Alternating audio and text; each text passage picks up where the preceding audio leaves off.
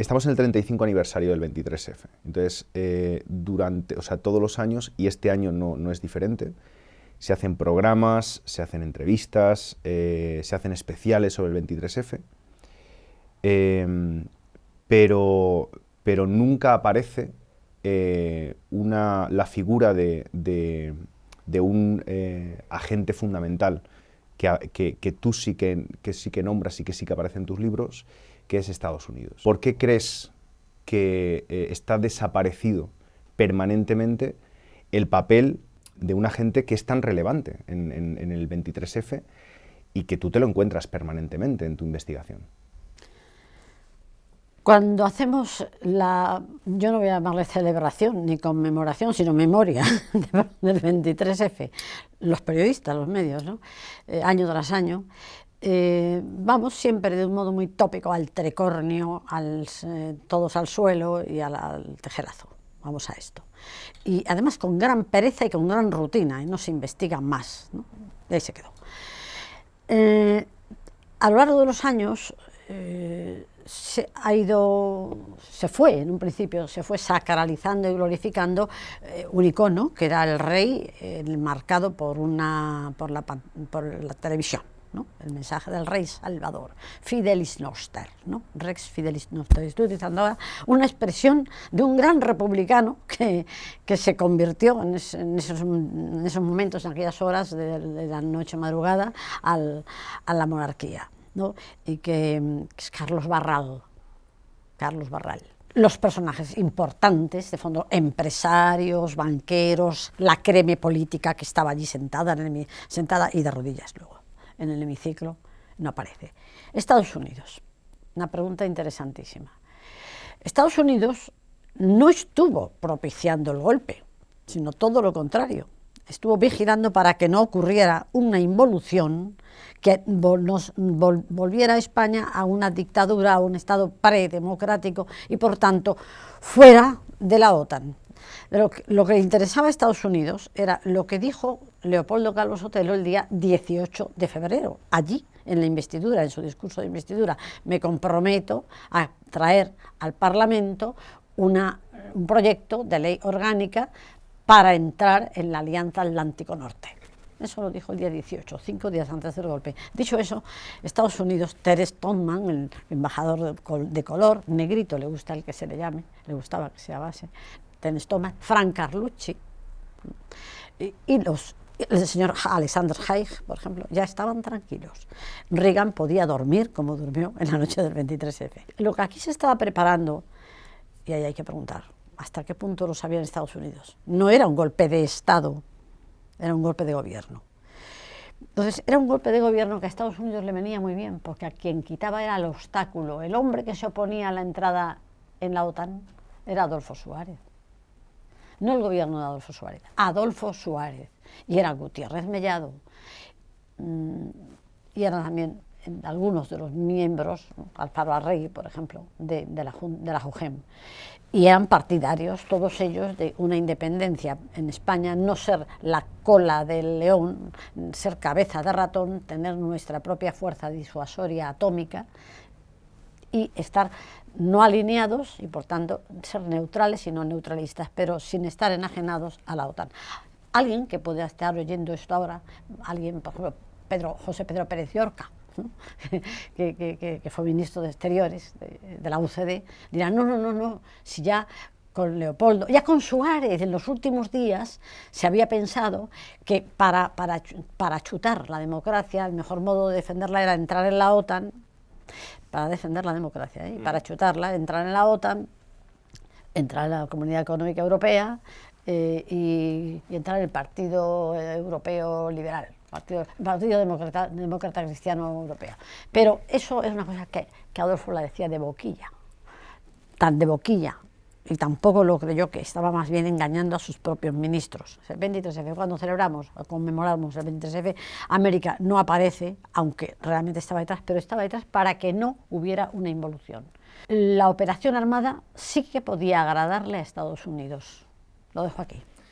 El 23F, entonces, el golpe de Estado, es una consecuencia o un coletazo de la operación armada. Sí, El 23F es la secuencia, o ahora se llamaría la secuela, de un golpe interrumpido.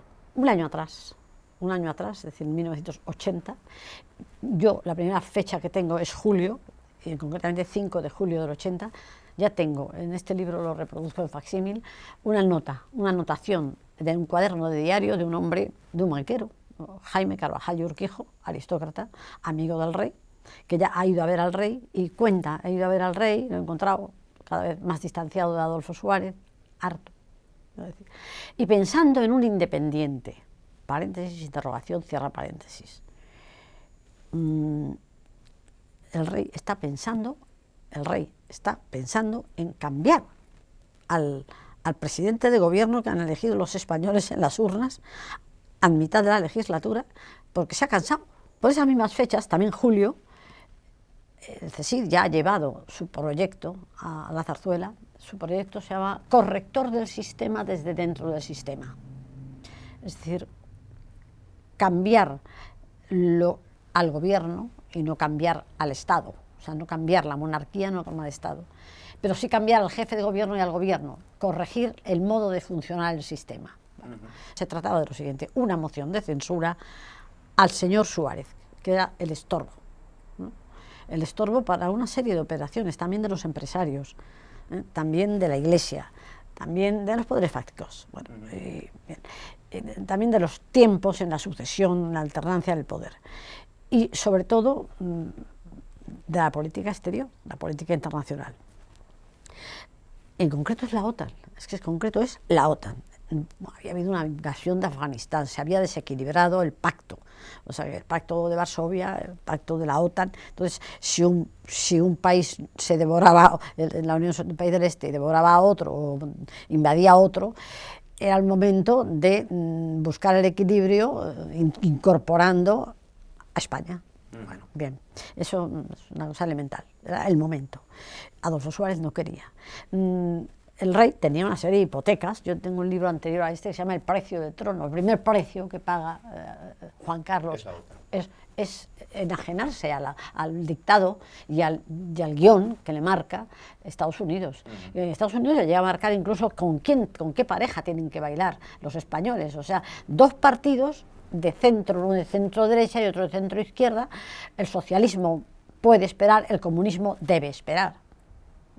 Entonces está marcado, y además adagio ma non troppo, dan hasta el ritmo de lo que hay que bailar. Desde antes de ser príncipe de España, ya Juan Carlos está obedeciendo un guión que le van marcando desde el Departamento de Estado de los Estados Unidos. ¿El 23F qué es? ¿Es una excrescencia? Sí. ¿Es un golpe de guardarropía? A veces digo yo así, es decir, algo que ya estaba arrumbado, se había arrumbado ya en enero. Armada ha hablado con Milán en Valencia, donde Armada ya le comunica que la operación se va a hacer políticamente, no militarmente, y hay que parar los golpes en marcha, en pensamiento, en desideratum, porque claro, cada día se hablaba de un golpe distinto, de los coroneles, de los capitanes, de los comandantes, de los generales, etc.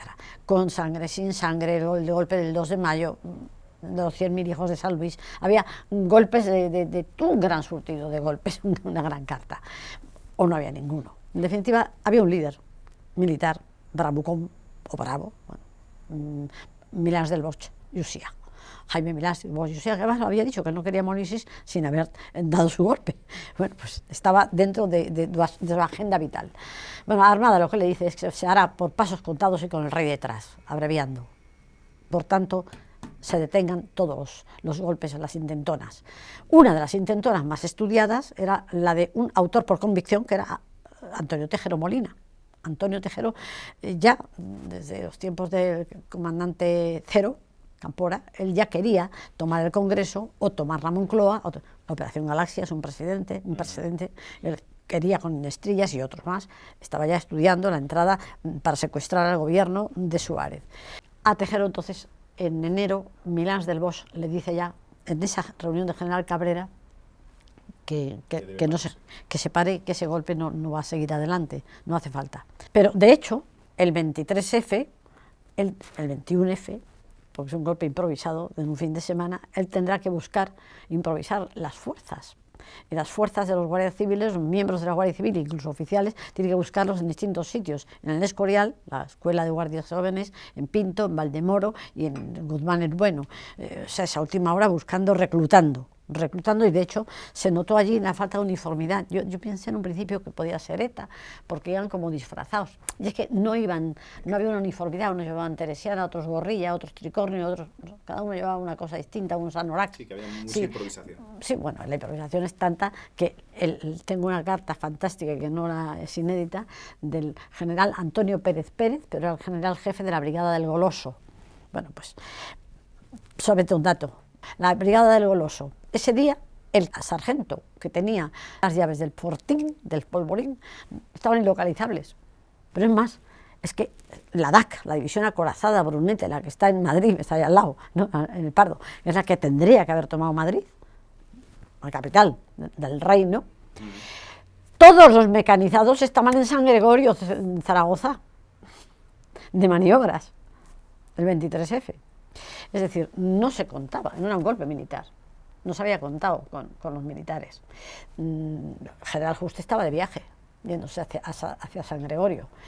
Entonces, no voy ahora a discutir, porque es evidente que no era un golpe militar, era un golpe, iba a ser un golpe civil, un golpe entre civiles, entre políticos, todos ellos con acta parlamentaria. Y era una toma del poder político gubernamental, del gobierno. El rey al margen, el rey no se cambiaba, monarquía por república, no era un golpe de Estado. Realmente podemos decir que el 23F consigue su objetivo. En realidad el 23F se para porque el objetivo por el cual inicialmente se concibe el 23F, el golpe de Estado, se ha conseguido, que es la dimisión de Suárez. El golpe, en esos términos, quien lo para es Suárez, dimitiendo. Suárez es la diana.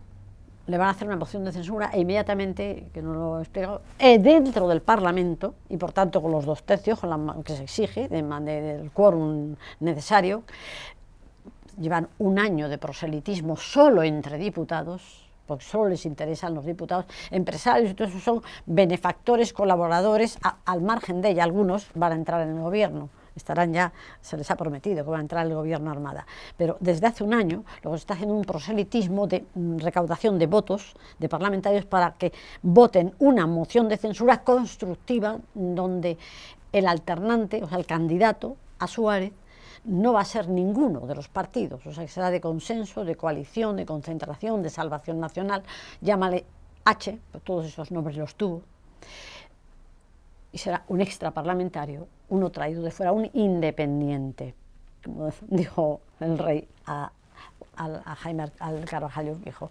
Ese independiente sería un militar en este caso, Armada, que sacrificaría, como dijo, yo me sacrificaría su carrera militar, se haría civil, porque el golpe iba a ser civil, se presentaría en el Congreso, se presentaría de militar, por supuesto, pero luego presidiría un gobierno civil que llevaba en el bolsillo, que se lo enseñó a Tejero, y cuando Tejero lo ve, en el mismo momento, estamos ya en el momento del golpe del 23F, dice, yo, para que socialistas y comunistas gobiernen en España, yo no me he jugado los bigotes. El primer sorprendido es Tejero también. ¿Quién para el golpe? Adolfo Suárez, cuando tiene noticia. Incluso al rey se le escapa. ¿Qué eso va a pasar? De que puede haber una moción de censura contra él, le pide al rey disolver. Y hay una pelea entre ellos, una pelea verbal, una discusión verbal fuerte sobre el tema de la Constitución. Cuando al rey se le escapa lo de, bueno, pues tú no puedes, a lo mejor tú no puedes disolver cámaras porque a lo mejor está por medio una moción de censura. En esa conversación, don Suárez se le enciende las luces de noticias que ha tenido, pero no ha tenido noticias rumorosas de los servicios suyos de información.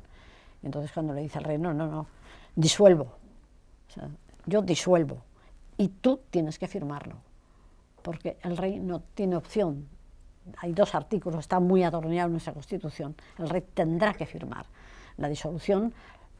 la presenta el presidente de gobierno, no la puede presentar nadie, la disolución de las cámaras, la convocatoria de elecciones, y la refrenda el rey, pero a petición siempre del presidente de gobierno. Entonces Suárez le recuerda cuál es su obligación ante la Constitución, precisamente para evitar, yo estoy hablando con muchos constitucionalistas en su momento, para evitar esos dos poderes que tenía el rey, que era quitar un presidente de gobierno, cambiar al presidente de gobierno, y disolver las Cortes y convocar elecciones. Esas eran dos facultades que tenían los reyes en las antiguas constituciones.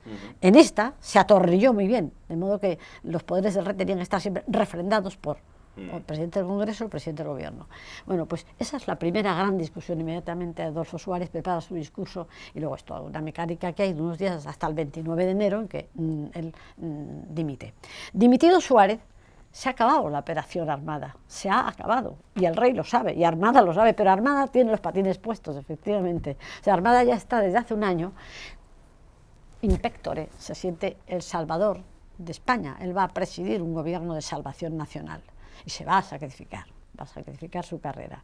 Y él es uno de los artífices de esta búsqueda, de este proselitismo, de búsqueda de captación de escaños entre la gente del PSOE, entre la gente del Partido Comunista.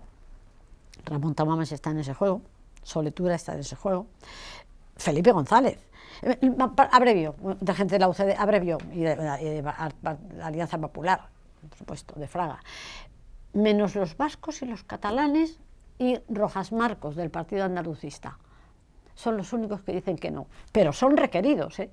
O sea, que es que se les pide que den ese voto, ¿no? O sea, ahí no se mueve solamente Mújica, se mueve también Alfonso Guerra, que llama a Marcos Vizcaya, se mueven muchos, o sea, hay peces barbas, o sea, hay muchos, y se mueven los mismos de UCD, el Partido del Gobierno, para conseguir los 2 tercios. Tú has dicho, Suárez es la diana. Realmente Suárez le salió rana, quiero decir, porque inicialmente se apuesta por Suárez para que encaje en esa deuda con el gran tutor, con el gran patrón que es Estados Unidos, pero ¿qué proyecto es el que tiene Suárez que acaba enfrentándose a los intereses de Estados Unidos hasta el punto que se ponga fecha y hora a su destitución o a su eliminación política? Sí. Adolfo Suárez ha tenido 2 proyectos. Uno primero, que es el de la Constitución, la democracia, ¿no? Entonces, primero es hacer una democracia. Se lo tiene desde siempre, vamos, del año 69, cuando él era gobernador de Segovia, gobernador civil. Él ya, con Juan Carlos Príncipe, ya dice, hay que legalizar los sindicatos, hay que hacer partidos políticos, hay que acabar con el partido único, hay que quitar la falange. O sea, ya va diciendo lo que hay que devolver libertades al pueblo. Eso no es el folio en blanco que da, en blanco no, escrito el folio que da Torcuato Fernández Miranda, que es la génesis, pero el germen de la Constitución. Dice, este papel es expósito, no tiene ni padre ni madre, ¿no? Pero sí te sirve. Y ahí está el esquema de una Constitución, de la ley para la reforma política para poder hacer una Constitución. Ese es el gran proyecto de Adolfo Suárez. El proyecto de Adolfo Suárez es hacer esto con una Constitución para todos, ¿no? Entonces es contando con todos, o sea que la Constitución se hace entre todos. Él no entra, no es padre ponente de la Constitución, pero cuando Alfonso Guerra le dice a Abril Martorell, o sea, el segundo de Felipe González, le dice al segundo de Suárez, oye, está saliendo la Constitución más de derecha, más reaccionaria del mundo, porque estáis haciéndola entre la gente de UCD, los más de derecha de UCD, y PP, Fraga, ¿no? PP no se llama entonces AP, Alianza Popular y Fraga. Los demás no tocamos bola. Esto no sirve y no lo vamos a suscribir. Entonces, Abril Martorell habla con Suárez y dice, esta Constitución no va a servir para todos. Entonces, es cuando no cambian los ponentes, sino que dicen, iros a un restaurante, reuniros donde queráis, iros a un albergue. Y es cuando se reúnen Abril y Guerra, y en una noche, con otros más que les ayudan, yo tengo muy estudiado la cafetería, restaurante José Luis, entre cigarrillos, entonces se podía fumar en los locales estos, y cafés y cigarrillos, y desatascan el carro y hacen 25 importantes artículos de una tacada. Pero es una Constitución, ya lo dio paso, hecha deprisa y corriendo, en la que interesa, lo que se discute no es ni monarquía ni república, se discute democracia o dictadura, y es salir de la dictadura, y salir porque hay una empalizada, o sea, es porque se ve la empalizada de los poderes fácticos. Militar, por supuesto, es el momento del poder de los sables, o sea, la gente no debe ignorar, es una cosa que se debe saber en la historia. No hay lobbies, pero los militares quisieron que el poder militar estuviese en la Constitución consagrado como un poder. También quisieron que el mando del rey sobre las Fuerzas Armadas no fuese simbólico, sino real. Adolfo Suárez dijo, y luego Felipe González lo continúa y en su reforma militar es así, no, la cadena de mandos se termina en el presidente del gobierno. O sea, el rey preside los desfiles, las maniobras, representa al Estado español, representa. O sea, la monarquía es representativa y tiene lo que tiene de representación teatral, es teatralidad, ¿no? No es falso, ¿no? Es simbólico, pero eso, ¿no? Grandes símbolos, cosas majestuosas, ¿no? Pero con autoridad y sin potestas. Bueno, todo ese vaciamiento de poderes que tenía el rey nada más morir Franco, que es el totalitarismo, ¿no? La totalidad de los poderes, pues Suárez es el presidente de gobierno que el Torcato Fernando Miranda el que tiene que soltarlos, tiene que entregar al pueblo. Ese es el proyecto de Suárez. El que puede estorbar, el otro, es que el proyecto de Suárez es no integrarse en la OTAN en un sitio donde dice, donde somos la chacha. Somos la chacha, o somos el camarero que sirve, pero no tenemos plato en la mesa. O sea, o somos el cortijo, que Salquía todas estas expresiones las ha utilizado Adolfo Suárez. Somos el cortijo. Adolfo Suárez, Gutiérrez Mellado, la han empleado cuando hablaban con los miembros con los embajadores o con los presidentes de Estados Unidos. Nosotros no queremos pertenecer a un club en donde se nos posterga y se quede de nosotros solamente el alquiler de unas bases. Entonces, ¿cuál es el proyecto de Adolfo? Es decir, yo no me enajeno, no me uno, no me dependizo de la OTAN, prefiero ser cabeza de ratón con otro aliado, o bien con Francia, que ha hecho lo mismo en el año 67, se ha salido de la OTAN, nosotros no hemos entrado, él se ha salido, por lo tanto es respetado. Ellos tienen energía atómica, nosotros también la podemos tener, ellos están explotando sus cosas en determinado lugar de África, nosotros también tenemos Sahara, y tenemos bandellos, y tenemos plutonio, sobre todo tenemos los yacimientos más grandes de Occidente en uranio. Entonces es importante decir que esto es un elemento que lo considera Arias Navarro, lo considera Carrero Blanco, y voló. Arias Navarro, Adolfo Suárez, Felipe González empieza a querer considerarlo y ya no. Ahí se para. Bueno, y que hay una cosa curiosa que la gente a lo mejor no sabe, pero el 23 de febrero llega a Viena, que es la capital de la OIEA, de la Organización Internacional de la Energía Atómica, una carta escrita por el gobierno en funciones de Leopoldo Calvo Sotelo, concretamente por el ministro Bayón, el de Energía, donde España entrega, es la rendición de Breda, entrega todas las salvaguardas nucleares y se compromete a no fabricar armamento. Cuando nosotros somos el quinto país peligroso y temido, porque estamos con India, estamos en la proliferación nuclear. Bueno, pues eso no lo ha hecho Adolfo, eso lo ha hecho ya Leopoldo, un Leopoldo en funciones. En ese tiempo que hay, desde que se quita la diana, él se va, y dice, yo dimito para que la democracia en este país no sea un paréntesis, se va. Es para que no me den un golpe a mí, ¿no? Y traigan un militar, por supuesto, que ese era el golpe preparado. Entonces, bueno, claro, no es, supongo, casualidad que la operación armada se llamara inicialmente o se manejara el nombre de Operación de Gaulle también, ¿no? En cierta manera. Sí. O sea, que estamos hablando de un proyecto independiente o soberano de las grandes potencias, en este caso independiente de Estados Unidos. Eso es, en parte, o con un alto grado de independencia, lo que defendía Suárez y lo que molestaba a Estados Unidos o lo que no podía aceptar a Estados Unidos. ¿Cuál crees tú que es el momento en el que se toma la decisión de que Suárez no puede continuar? Sí, hay una serie de, podríamos decir, casi son fotografías, ¿no? O sea, Adolfo Suárez ha traído aquí a Arafat.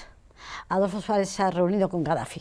Adolfo Suárez se ha reunido con los países que llaman no alineados. Adolfo Suárez se ha ido a Cuba y ha estado con Fidel Castro. Adolfo Suárez está proponiendo, está preparando con el embajador Dubinin y con Grómico, que viene aquí, las relaciones con la Unión Soviética.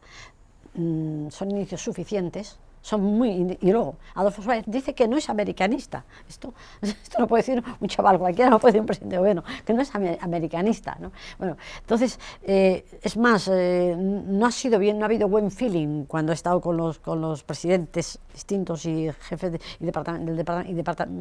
secretarios de Estado en Estados Unidos. No ha habido buen feeling. Allí podría contar, sería largo de contar, pero aquí han venido vicepresidentes de Estados Unidos y han negociado en un hotel, en una habitación de un hotel, pues con un intermediario de Suárez, porque Suárez no ha querido ir, con José Mario Armero. ¿El tema de qué? Pues el tema del volumen de los créditos en los tratados hispanoamericanos, ¿no?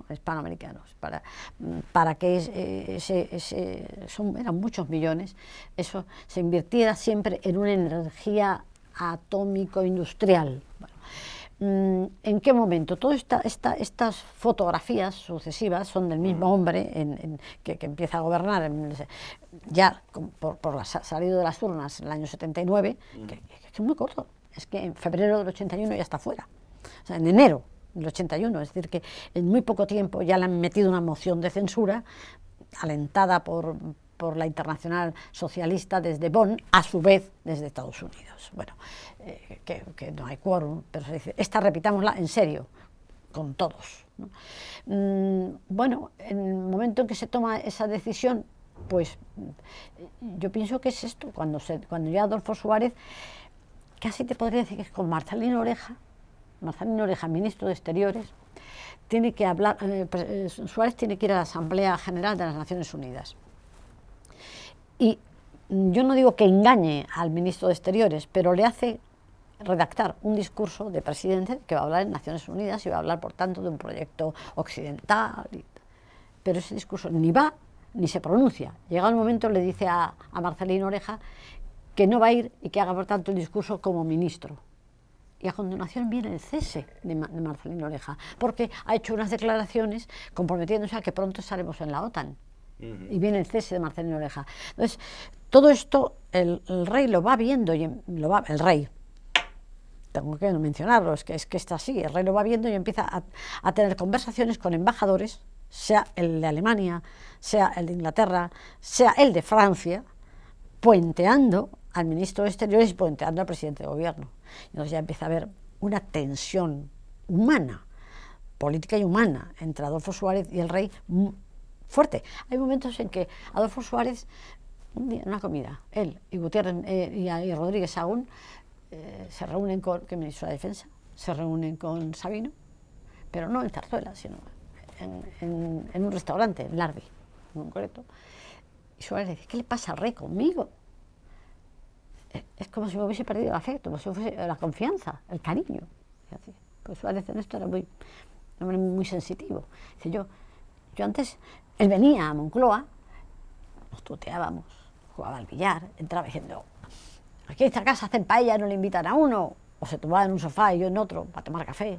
Había esa cosa de francachela. Y yo le cogía el ojo del codo, él me decía, tírame del codo cuando veas que me estoy equivocando. Él con su casco, su moto, se presentaba allí de improviso y dice, ahora le voy a tomar el brazo y me repucha. Qué expresión más curiosa, me repucha. Y Sabino dice, ya sabes que los reyes son caprichosos, de pronto tienen rachas y tal y cual. Había perdido hasta el feeling humano. Eso que decía, te empecé diciendo antes, ¿no? Decía Jaime Carvajal en su diario, ¿no? He estado con el rey, lo encuentro cada vez más distanciado de Adolfo, está harto.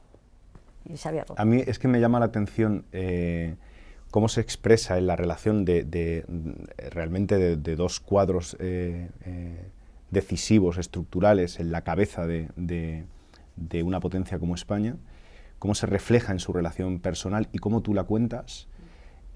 Dos proyectos de país llegado a ese punto, porque inicialmente es evidente que lo compartían y se apuesta por Suárez, pero dos proyectos de país enfrentados en los que se juegan los intereses fundamentales de la principal potencia del planeta como es Estados Unidos. Yo quería preguntarte por uno de esos momentos, hay varios muy interesantes el que tú relatas, y es un momento donde hay un enfrentamiento personal entre el rey y Suárez, y donde el rey le dice explícitamente o le plantea explícitamente el problema de la OTAN, entre otros, y le dice algo así como que en el país ya no pueden estar los dos, ¿no? Quería preguntarte por ese episodio porque refleja una contradicción estructural de política internacional y nacional en el enfrentamiento de dos hombres. El rey le dice, por ejemplo, dos cosas. Una, que quiere ir al País Vasco, y Suárez le dice que no es el momento, y luego dice, y lo otro es lo de la OTAN. Entonces, dice, es que parece que estamos jugando a que yo digo blanco, tú dices negro. Yo digo que sí, tú dices que no. No estamos de acuerdo en nada de lo importante. Entonces, en este país, si, pensando en lo que tú piensas, pensando en lo que pienso yo, uno de los dos sobra. Y yo no pienso irme. Hay una cosa importante. En un principio, ¿por qué se elige? ¿Por qué el rey elige a Suárez?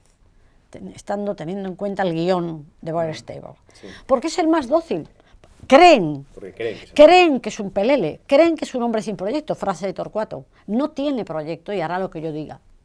Y porque viene de la derecha, viene del régimen, no suscita suspicacias ni sospechas, se piensa que es un falangista, ha estado en la Secretaría General del Movimiento, entonces es el hombre que menos rechazo puede provocar en la fuerza del establishment franquista, por tanto de la continuidad. Y de otra parte es suficientemente joven y dialogante y tiene glamour y es atractivo, seductor, se decía, como para poder hablar con las izquierdas jóvenes de Felipe González, que empiezan entonces, y el más difícil iba a ser Santiago Carrillo, y ahí entre los dos se establece una química magnífica, en el chalet de Santana, en Pozuelo, en secreto, jugando los dos a James Bond, viéndose con coches distintos y tal. Es muy bonita esa peripecia, yo la conozco bien, y bueno, y entendiéndose, son 6 horas, y mirándose a los ojos y diciendo, es que usted me va a legalizar. Yo sé que usted me va a legalizar. Y el otro dice, yo sé que usted va a reconocer la monarquía, la bandera española, no va a levantar el puño ahora mismo en las manifestaciones de Algaradas, no va a levantar la internacional. Y efectivamente es lo que va a hacer Carrillo, dar orden a sus camaradas de que pongan la bandera española. Adolfo le pide hasta que quite la hoz y el martillo. No puedo, está en todos los partidos comunistas. Y la independencia del PECUS, todo eso. Hay que decirlo, Felipe González y el Partido Socialista Obrero Español eran los grandes enemigos de la legalización del PC. ¿En qué medida Suárez fue consciente o te consta de que fuera consciente que además, o más que además, que más que un golpe fascista, y no te hablo solo del 23F, aquello era un golpe americano? Vamos a ver, hay una frase que puede dar una luz, una pista, que es de Alexander Haig, que entonces es secretario de Estado, Alexander Haig está el uso horario, hace que las horas de aquí, hay una diferencia de 7 o 8 horas con Estados Unidos, porque teníamos otro horario, no teníamos el horario europeo.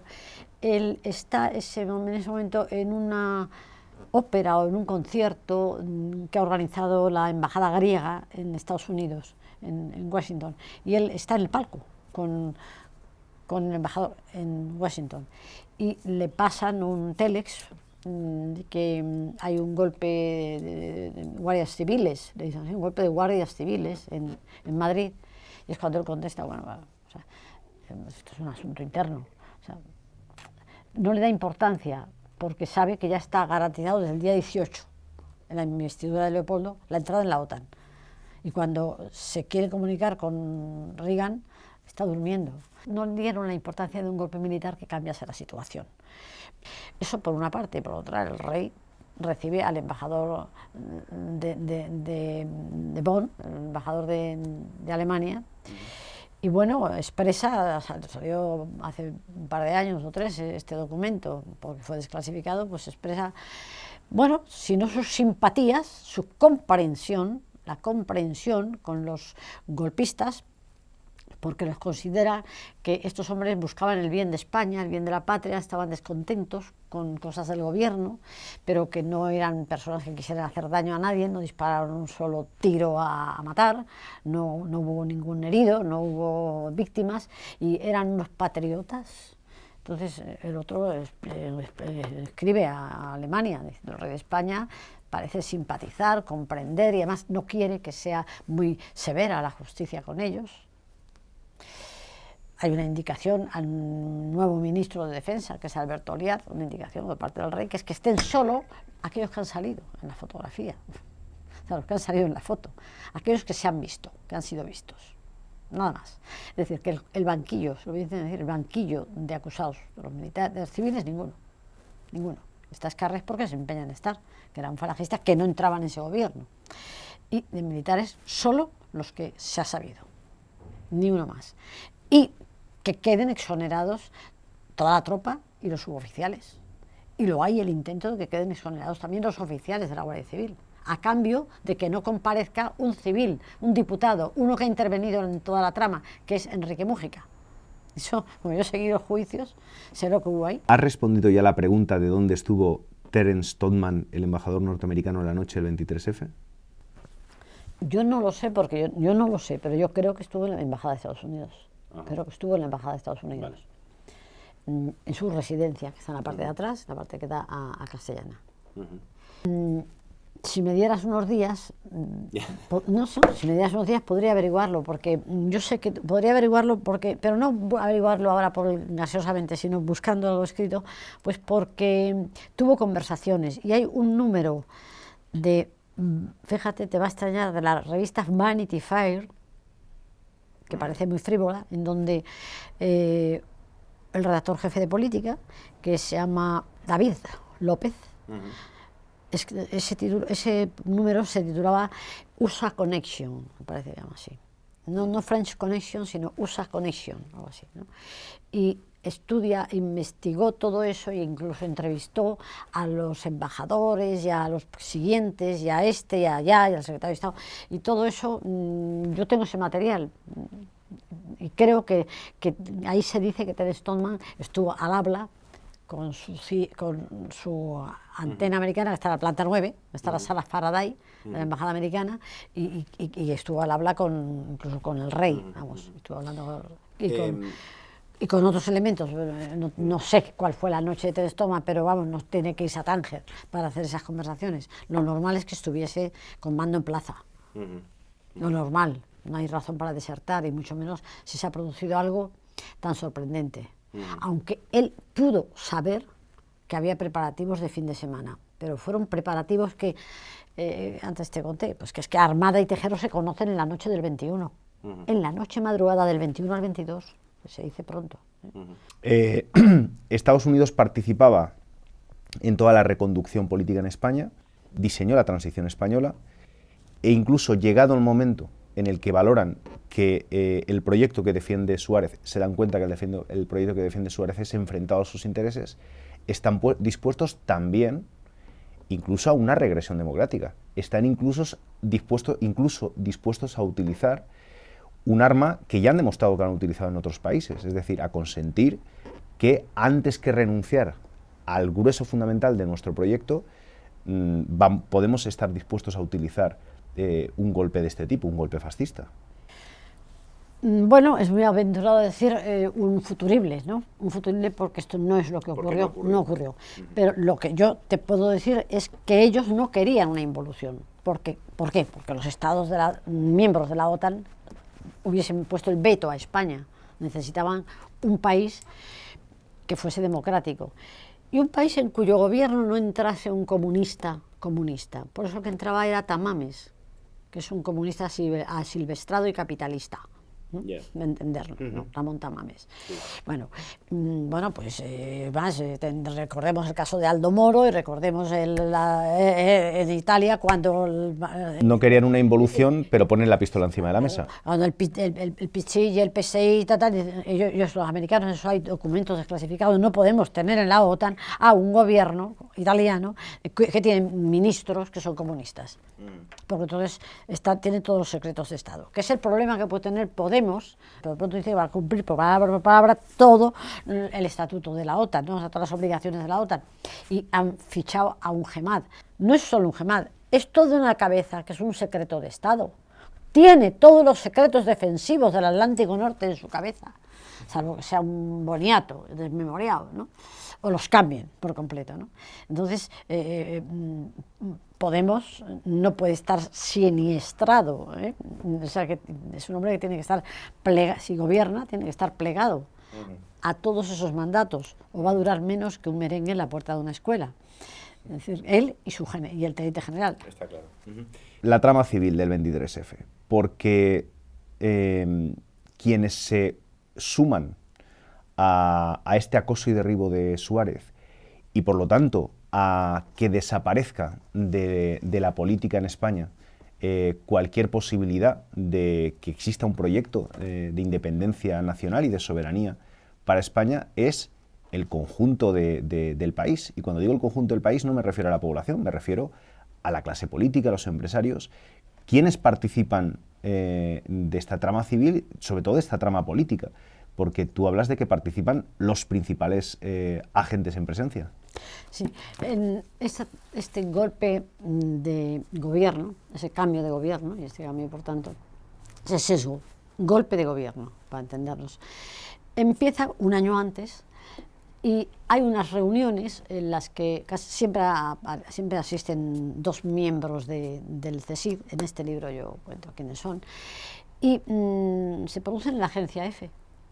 Entonces está Luis María Anson, y acuden empresarios, aristócratas, gente, banqueros, gente del capital, gente que defiende sus propios intereses financieros.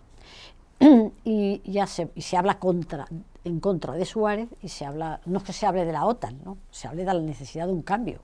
España está atascada también, o sea, como ya he dicho antes, pues Felipe Adolfo Suárez estaba mermado, quebrado en su moral desde la moción de censura, y se había quedado un hilo, un arroyo que solo tiene un hilo de agua. Es una frase que le llega a decir Abril Martorell, o frase del rey, es que está seco. Estas reuniones siempre eran conspiranoicas, podríamos decir, más que conspirativas, porque de ahí no se solventaba qué se iba a hacer, pero que algo había que hacer. Casi siempre había algún coronel, algún general. Bueno, pues todo esto es durante un año. Nosotros, los periodistas, éramos frecuentes, por lo menos columnistas, éramos frecuentemente invitados a reuniones, las lentejas de Mona Jiménez,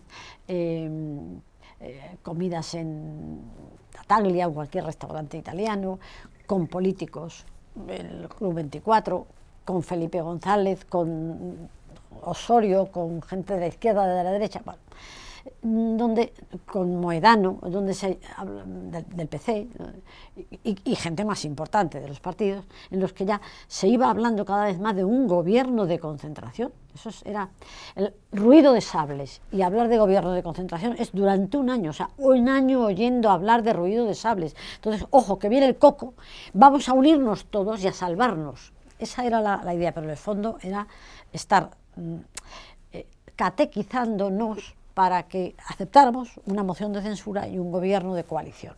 Bueno, entonces, esta es la trama civil. La trama civil no es buscar los 100.000 hijos de San Luis en unos falangistas del monte. No, no, no, no. Eran señores con acta de diputado del Congreso, no de senadores. Esos no interesaban. Una moción de censura se hace, y una alternativa y una cuestión de investidura se hace en el Congreso de los Diputados. Las reuniones son muchas, múltiples, de comedores, en cenáculos, en domicilios, en casa, en la finca de Armada, en el Pazo que tiene Gallego. Van a verle a Jordi Pujol, fueron a su casa, a Roca y Uñel le buscaron comiendo les mongetes, que se llaman les canonges. Bueno, cada uno en su sitio, llamadas telefónicas, encuentros. En la ciudad, bueno, en la ciudad, Madrid, sin más, vamos. Entonces, incluso en un avión, Rojas Marcos me contaba cómo Felipe González le dice: hasta aquí hemos llegado, a este tío hay que echarlo. ¿Quién es este tío? Adolfo Suárez. Y ¿echarlo? Pero queda todavía 2 años. Pues hay que echarlo. ¿Y poner a quién? Pues a un militar, alguien que ponga a un militar. Y Rojas Marcos, bueno, además Rojas Marcos lo dijo inmediatamente en la prensa, ¿eh? Dijo, militar, pero si salimos de una dictadura de un militar, 40 años, ¿quieres poner a otro militar? No, esto sería para preparar unas elecciones y el cambio. Bueno, es decir, que se hacía, esa era la trama civil. Periodistas, pues estaban El Imparcial, que no era imparcial, por supuesto, Julio Merino, estaba El Alcázar, que era la dinamita pura, de solución límite, situación límite, hasta aquí hemos llegado, ni un paso más, etcétera. Bueno, que eran el colectivo Almendros, que eran militares, estaba Pablo Zancada y tal. Bueno, aquí en este libro cuento yo quiénes redactaban y quiénes firmaban, que uno era el redactor, otro el que firmaba. Estaba el Alcázar, estaba el Imparcial, estaba el ABC, estaba parte de La Vanguardia. Luego había emisoras que ayudaban también. Bueno, y que no sé, pues no sé, pero en Televisión Española no hubo precisamente una actitud muy gallarda ese día, poniendo muñequitos, ¿no? Películas de muñequitos. Es decir, que en algún momento se pudo haber hecho algo, ¿no? La misma grabación de Televisión Española, o sea, Televisión Española sigue siendo cómplice todavía a estas alturas de cuántos mensajes grabó el rey.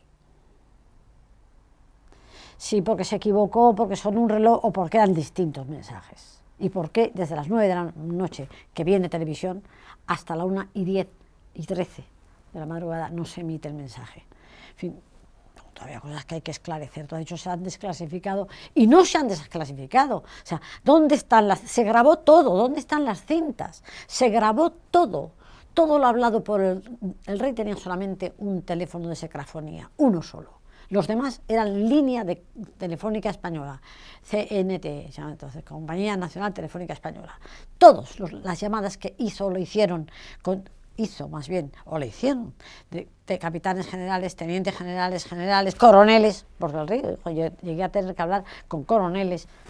El que mandó entrar en televisión era un coronel, el del regimiento Pavía. Todo eso está grabado y además, y todo lo que ocurría dentro del Congreso, que en el Congreso hubo una operación closet, de quitando, cerrando líneas hasta que Tejero tuvo que llamar desde el radioteléfono de Suárez para hablar con su familia y para hablar con Milans del Bosch. Es decir, que toda esa operación está dirigida desde Telefónica, bueno, dirigida a la operación esta de cerrar, de insonorizar. Dejaron solo una línea, la del presidente, Landelino Lavilla, el presidente del Congreso de Diputados, que es desde donde habló Fraga. Y esa línea también tiene su razón de ser que estuviera abierta, porque si había que hacer unas consultas previas para la elección de un nuevo presidente, Armada en este caso, se tenían que hacer yendo los diputados líderes, que eran los que estaban secuestrados casualmente en Carillón, en el salón de relojes del Carillón, eran los que tendrían que haber ido a la Zarzuela. Y si ellos no podían ir porque estaban detenidos por las armas, tendría que venir el rey, o tendrían que hacer a través del presidente del Congreso una consulta telefónica, evacuar unas consultas para que todo se hiciera dentro de los límites de la Constitución sin llegar a romper las costuras. Todo esto se grabó y además ese día sé por Sánchez Terán, que era el presidente entonces de Telefónica Española, que el delegado del gobierno en Telefónica, que se llama Camuñas, Julio Camuñas, no el ministro, es el que ordenó que se grabase todo porque era una moción de investidura. Pues bien, yo me pregunto, la caja negra del golpe, que son todas esas cintas grabadas de todas las conversaciones con Zarzuela, con Interior, con la Junta de Subsecretarios o Gobiernillo, con Congreso de Diputados, con Buenavista, que era el centro militar, con la JUGEM en Vitruvio. ¿Dónde están? Han pasado 35 años y aquí no se ha desclasificado nada. Eso hay que desclasificarlo, no solo unas cintas botejaras de Tejero hablando con García Carrés, ánimo, venga Antonio, valiente tú, tal. O Carmen, Antoñito, te han dejado solo. Eso no es. Las cintas, las conversaciones. Esa noche fue la noche de los teléfonos, no la noche de los transistores. La noche de los teléfonos. ¿Qué capitanes generales le dijeron al rey? Estoy dispuesto a lo que sea. ¿Qué contestó el rey? ¿Por qué el rey dijo, y una vez dicho esto, no puedo volverme atrás? Es que antes se había vuelto adelante, etcétera. Todo eso está virgen. ¿Cuándo España ha sido más independiente de Estados Unidos? ¿En la monarquía parlamentaria, con el bipartidismo, o en el franquismo?